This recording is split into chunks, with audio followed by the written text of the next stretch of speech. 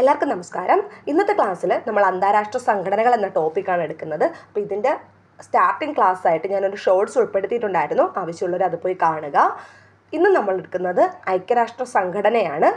PSC ഇനിയിപ്പോൾ വരുന്ന PSC എക്സാമുകൾക്ക് മുന്നേ ഉള്ള എക്സാമുകൾക്കും അന്താരാഷ്ട്ര സംഘടനകൾ എന്ന് പറയുന്ന ഭാഗം PSCക്ക് ഏറെ പ്രിയപ്പെട്ടതാണ്. ഒരു ക്വസ്റ്റ്യനെങ്കിലും സാധാരണ അതിൽ നിന്ന് കാണാറുമുണ്ട്. നമുക്ക് ക്ലാസ്സിലേക്ക് പോവാം. ഐക്യരാഷ്ട്ര സംഘടന അഥവാ UNO സ്ഥാപിതമായത് 1945 ഒക്ടോബർ 24 ഇതിൻ്റെ ആസ്ഥാനം ന്യൂയോർക്കിലെ മാൻഹട്ടനാണ്. ഇതിൻ്റെ യൂറോപ്യൻ ആസ്ഥാനം ചോദിച്ചാൽ ജനീവ. അംഗസംഖ്യ വരുന്നത് 193. ലോകത്തിലെ ഏറ്റവും വലിയ കായികേതര അന്താരാഷ്ട്ര സംഘടനയാണ് ഐക്യരാഷ്ട്ര സംഘടന. മനുഷ്യാവകാശ സങ്കല്പത്തിന് ഉത്തേജനം നൽകിയ സംഘടനയാണ് ഐക്യരാഷ്ട്ര സംഘടന. ഐക്യരാഷ്ട്ര സംഘടനയുടെ രൂപീകരണത്തിലേക്ക് വഴിവെച്ച ഉടമ്പടിയാണ് അറ്റ്ലാന്റിക് ചാർട്ടർ. അപ്പോൾ ഈ അറ്റ്ലാന്റിക് ചാർട്ടർ 1941 വരുന്നത്. അറ്റ്ലാന്റിക് ചാർട്ടറിൻ്റെ ഭാഗമായിട്ടാണ് ഐക്യരാഷ്ട്ര സംഘടന രൂപം കൊണ്ടത്. അറ്റ്ലാന്റിക് ചാർട്ടർ ഒപ്പുവെച്ച നേതാക്കന്മാരാണ് ഫ്രാങ്ക്ലിൻ റൂസ്വെൽറ്റ്, വിൻസ്റ്റൺ ചർച്ചിൽ എന്നിവരാണ്. അപ്പോൾ ഫ്രാങ്ക്ലിൻ റൂസ്വെൽറ്റ് US പ്രസിഡന്റ് ആയിരുന്നു. വിൻസ്റ്റൺ ചർച്ചിൽ ബ്രിട്ടീഷ് പ്രധാനമന്ത്രിയോ ആയിരുന്നു. അപ്പോൾ ഒന്നും കൂടി നോക്കുക, അറ്റ്ലാന്റിക് ചാർട്ടറിൻ്റെ ഭാഗമായിട്ടാണ് ഐക്യരാഷ്ട്ര സംഘടന രൂപം കൊണ്ടത്. ഈ അറ്റ്ലാന്റിക് ചാർട്ടർ ഒപ്പുവെക്കുന്നത് 1941 ഒപ്പുവെച്ച വ്യക്തികളാണ് ആരൊക്കെയാണ്? US പ്രസിഡന്റായ ഫ്രാങ്ക്ലിൻ റൂസ്വെൽറ്റ്, ബ്രിട്ടീഷ് പ്രധാനമന്ത്രിയായ വിൻസ്റ്റൺ ചർച്ചിൽ.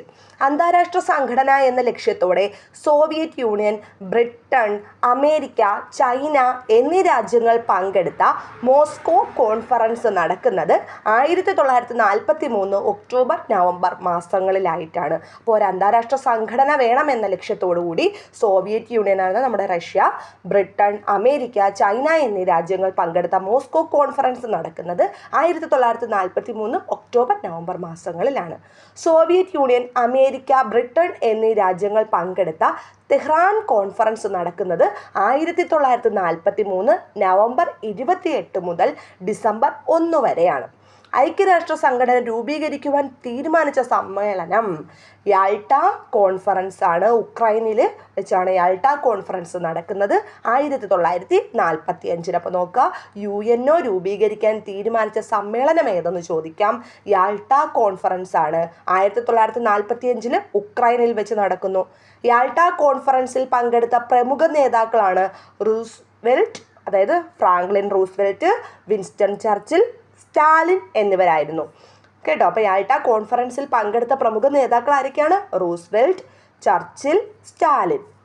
യുണൈറ്റഡ് നേഷൻസ് എന്ന പേര് ഇതിന് നിർദ്ദേശിക്കുന്നത് ഫ്രാങ്ക്ലിൻ റൂസ്വെൽറ്റ് ആണ്. അപ്പോൾ നമ്മുടെ ഐക്യരാഷ്ട്ര സംഘടന യുണൈറ്റഡ് നേഷൻസ് എന്ന് ഇതിനെ പേര് നിർദ്ദേശിക്കുന്നത് ആരാണ്? ഫ്രാങ്ക്ലിൻ റൂസ്വെൽറ്റ് ആണ്. ഐക്യരാഷ്ട്ര സഭയ്ക്ക് ആ പേര് നിർദ്ദേശിക്കപ്പെട്ട സമ്മേളനമാണ് വാഷിങ്ടൺ സമ്മേളനം 1942. അപ്പോൾ 1942 വാഷിങ്ടൺ സമ്മേളനത്തിൽ വെച്ചിട്ടാണ് ഐക്യരാഷ്ട്ര സഭയ്ക്ക് ആ പേര് നിർദ്ദേശിക്കപ്പെടുന്നത്. വാഷിങ്ടൺ സമ്മേളനം നടന്നത് 1942. UN ഭരണഘടന അറിയപ്പെടുന്ന പേരാണ് UN ചാർട്ടർ. UN ലക്ഷ്യങ്ങളും അംഗരാജ്യങ്ങളുടെ അവകാശങ്ങളും കടമകളും പ്രതിപാദിക്കുന്ന ഔദ്യോഗിക രേഖയാണ് UN ചാർട്ടർ. അപ്പോൾ UN ഭരണഘടന എന്ന് ചോദിച്ചാൽ UN ചാർട്ടറാണ്.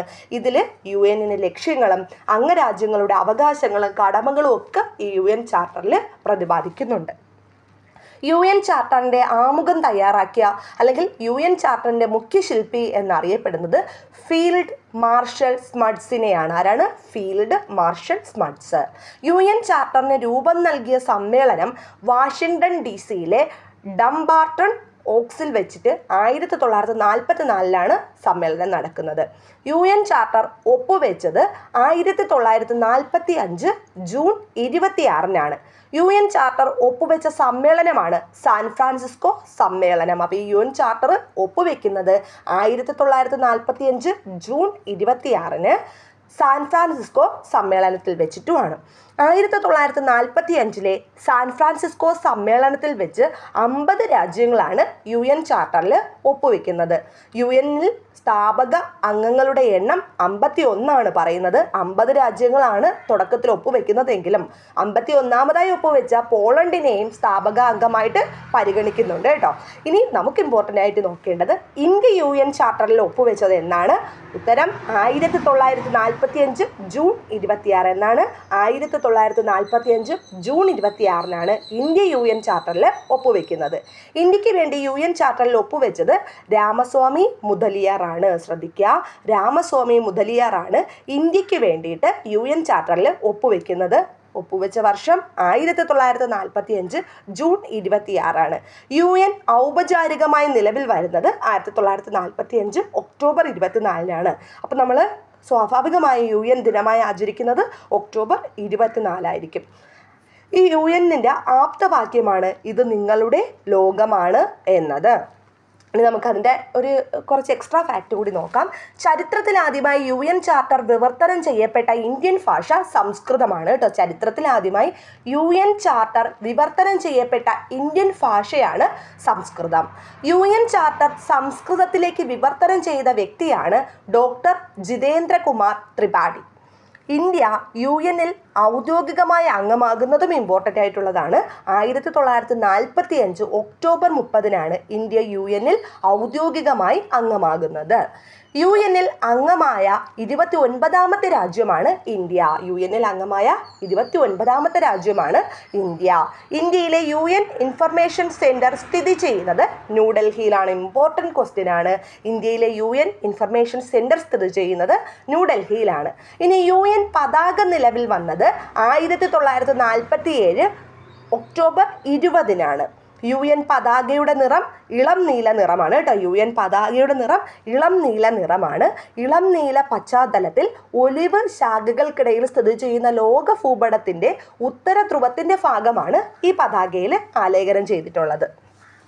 UNൻ്റെ ആസ്ഥാന മന്ദിരം പണികഴിപ്പിക്കാൻ ആവശ്യമായ 18 ഏക്കർ ഭൂമി സൗജന്യമായി നൽകിയ അമേരിക്കൻ കോടീശ്വരനാണ് ജോൺ ഡി റോക്ക്ഫെല്ലർ എന്നറിയാം.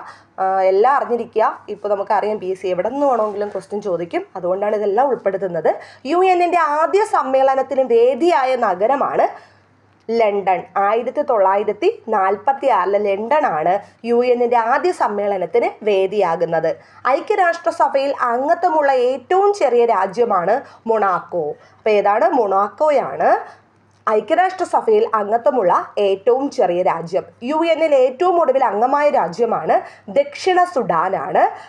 193ാമത്തെ രാജ്യമായിട്ട് അറിയപ്പെടുന്നത് ദക്ഷിണ സുഡാനാണ്. അപ്പോൾ 192ാമത്തെ രാജ്യം മോണ്ടിനെഗ്രോയാണ്. 191ാമത്തെ രാജ്യം കിഴക്കൻ തിമൂർ. 190ാമത്തെ രാജ്യം സ്വിറ്റ്സർലാൻഡുമാണ്. ഇന്ത്യ എത്രാമത്തെ രാജ്യമാണ്? UNൽ അംഗമായ 29ാമത്തെ രാജ്യമാണ് കേട്ടോ.